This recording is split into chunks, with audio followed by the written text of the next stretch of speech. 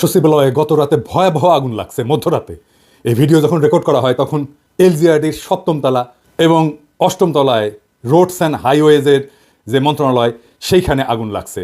মাঝখানে একজন দমকল কর্মীকে ট্রাক চাপা দিচ্ছে, মারা গেছে শুনলাম। ঠিক কেন লাগলো এটা বলা মুশকিল। আগুনের দুর্ঘটনা অনেক উন্নত দেশেও হয়, কিন্তু সচিবালয়ের মতো গুরুত্বপূর্ণ স্থাপনায় এইভাবে ভয়াবহ আগুন লাগার ঘটনা কোনো সাধারণ ঘটনা না। এখনো পর্যন্ত আগুন নিয়ন্ত্রণে আনা যায়নি। আমরা নজরে রাখতেছি কোনো ভিন্ন উদ্দেশ্য নিয়ে আগুন লাগানো হয়েছে কিনা তা আমরা জানতে পারবো। কি কি ক্ষতিগ্রস্ত হয়েছে সেটা দেখা, বিশেষ করে অর্থ পাচার বা দুর্নীতির ফাইল বা বিডিআর হত্যাকাণ্ড সংক্রান্ত ফাইলগুলো ক্ষতিগ্রস্ত হয়েছে কিনা তা আমরা জানতে পারবো। সাধারণত সকল গুরুত্বপূর্ণ নথির একাধিক কপি থাকে। অনেকে মনে করতেছেন যে সচিবালয়ে আগুন লাগায় সব নথি নষ্ট করে দেওয়া যাবে, তা সম্ভবত ঠিক না, সম্ভাবনা কম। আমি সরকারকে দ্রুততার সাথে জাতিকে জানাইতে বলবো কি কি নথি ক্ষতিগ্রস্ত হয়েছে, কি কি নথি পুনরুদ্ধার করা যাবে, কি কি নথি একেবারেই পুনরুদ্ধার করা যাবে না, কত সম্পদের ক্ষতি হয়েছে, এটা নিয়ে একটা সুস্পষ্ট ঘোষণা জাতিকে দিতে হবে খুব শীঘ্রই। হাসিনার দোসরদেরকে সচিবালয়ে ভালো ভালো পোস্টে রাখলে এরকম আগুন লাগবেই। 2 দিন পর প্রধান উপদেষ্টার কার্যালয়ে যে আগুন লাগবে না তার কোনো নিশ্চয়তা নাই। যাই হোক, আসেন আজকাল আলাপে আসি। এই জিনিসটা দেখছেন আপনারা সকলে যে বঞ্চিত 764 কর্মকর্তাকে ভূত অপেক্ষা পদোন্নতি দিচ্ছে সরকার। 119 জনকে সচিব, 41 জনকে গ্রেড 1 মানে সচিবের সমান বেতন গ্রেড, 528 জনকে অতিরিক্ত সচিব, 72 জনকে যুগ্ম সচিব এবং 4 জনকে উপসচিব পদে পদোন্নতি দেওয়া হবে। এবং এই ভূতাপেক্ষা পদোন্নতি এটা বাস্তবায়নে বকেয়া বেতন, আনুতোষিক এবং পেনশন বাবদ এককালীন 42 কোটি টাকা এবং পরবর্তীকালে পেনশন বাবদ বার্ষিক 13 কোটি টাকা বরাদ্দ করার কথা বলা হয়েছে। প্রত্যেক বছর 13 কোটি টাকা করে বরাদ্দ লাগবে অ্যাডিশনাল। এই সময় তো 42 কোটি লাগবেই, এরপরে প্রত্যেক বছর 13 কোটি টাকা এগুলোকে পাওয়ার জন্য লাগবে। এই সরকারকে যে কি করা দরকার মাঝে মাঝে বুঝতে পারি না। মাঝে মাঝে কথা বলেও আমাদের সাথে শোনেও কথা, এই যে বিডিআর কমিশন নিয়ে রিকমেন্ডেশন চাইছিল, দিছিলাম, শুনছে, কিন্তু এটা যে করলেন প্রশাসন নিয়ে আলাপ করেছিলেন কারোর সাথে, কারণ মতামত নিছিলেন? নেন নাই, আমি শিওর।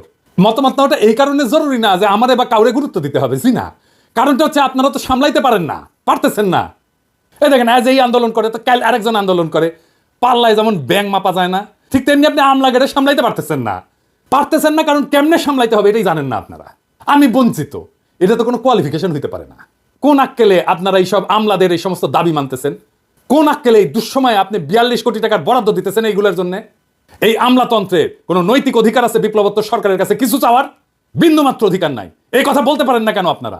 এই বুড়ো কেসে হাসিনার টিকায় রাখছে না, হাসিনার নির্বাচন এরা করছে না, 2014 নির্বাচন, 2018 নির্বাচন, এমনকি 2024 নির্বাচনে যারা ডিসি ছিল, যারা ইউএনও ছিল, যারা এসপি ছিল, তারা আছে না?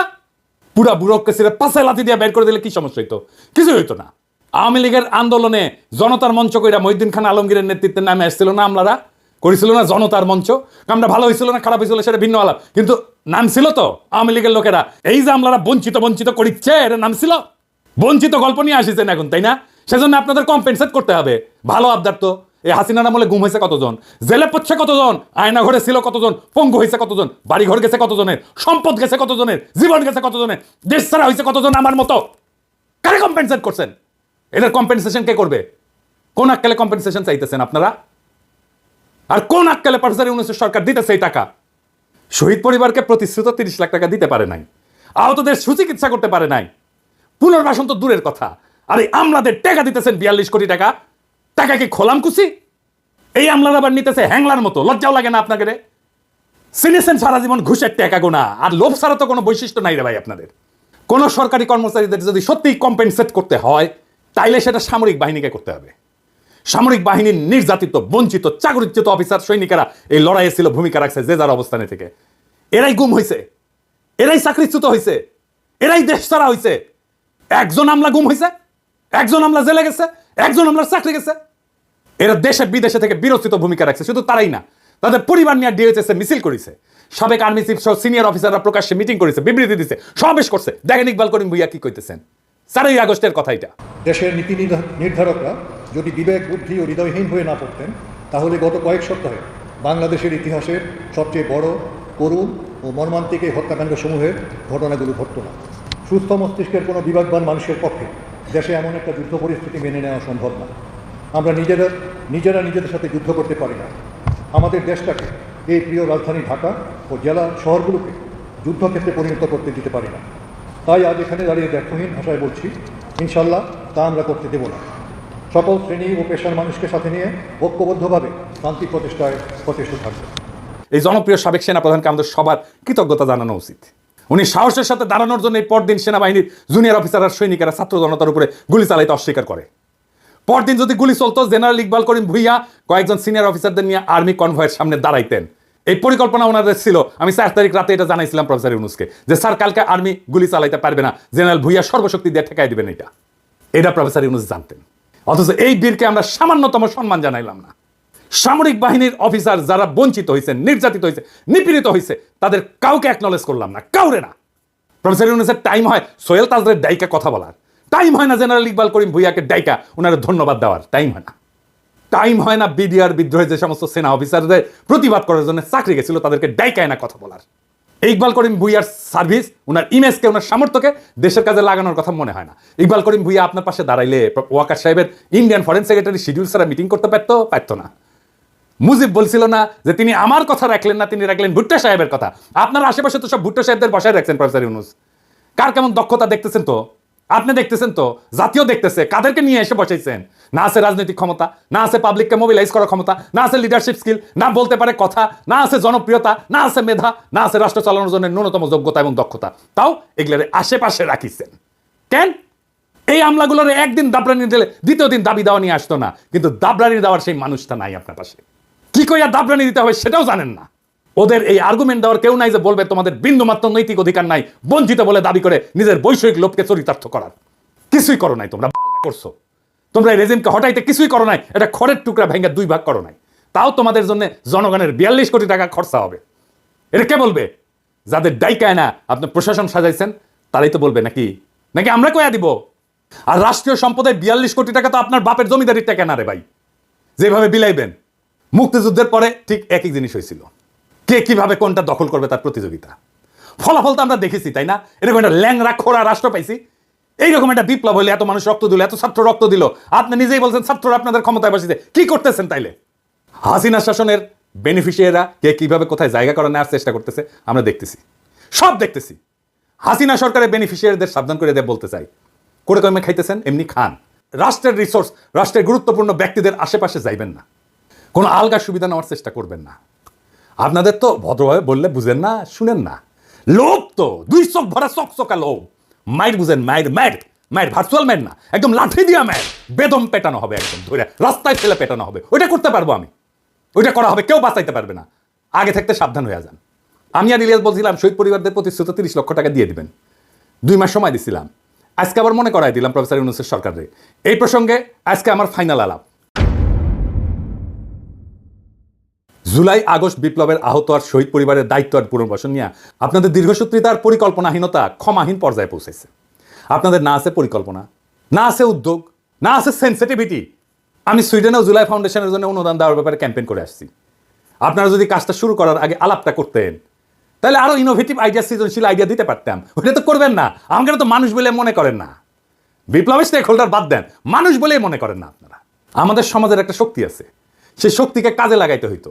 সেটা করলেন না, শুনলেনও না কিভাবে এটা করা যায়। এখন পারতেছেন না, না পারতেছেন চিকিৎসা দিতে আহতদের, না পারতেছেন শহীদদের পরিবারদের পুনর্বাসন করতে। আমি নিজে ব্যক্তিগতভাবে 2টা পরিবারের দায়িত্ব নিছি। আনাসের পরিবার আর রাখির দায়িত্ব নিছি বাবা হিসাবে। আনাসের বাবা একটা সম্মানজনক চাকরি করতেছে, রাখি এখন চাকরি করতে পারবে না কারণ ও বাচ্চাটা ছোট। তাই আমি ওর পুরা পরিবারের দায়িত্ব নিছি। রাখি আগের বাসায় আছে, বাসা ছাড়তে হয় নাই। টাকার অভাবে ওর গয়না বন্ধক দিয়া টাকা ধার করছিল 3.5 লাখ টাকা, সেটা ছাড়াই আনছে ও টাকাটা শোধ দিয়া। ওর পরিবারের সকল খরচ আর সন্তানের লেখাপড়ার দায়িত্ব আমার। খোদা তাআলা আমার সামর্থ্য দিছে, চাইলে আমি আরও শহীদ পরিবারের দায়িত্ব নিতে পারবো, আমি নিবও সেটা। রাখির জীবন যেন নিশ্চিন্ত আর নির্বিঘ্নে কাটে তার জন্য সবকিছু করবো, যা যা করার দরকার করবো, যার যার দায়িত্ব নেবো প্রত্যেকটা পরিবারের আমি সবকিছু করবো। রাখির সাথে কথা হইলে দেখেন সে কত নিশ্চিন্ত থাকে, নির্বিঘ্ন থাকে। ইদানিং আমার মতো 1 লাখ পিনাকি আছে, আরো বেশি আছে বাংলাদেশে আছে যারা রাখিদের আনাসদের পরিবারের দায়িত্ব নিতে চায়, আন্তরিকভাবে চায় এবং নেবেও। তাদের শক্তিকে কাজে লাগাইতে পারতেন।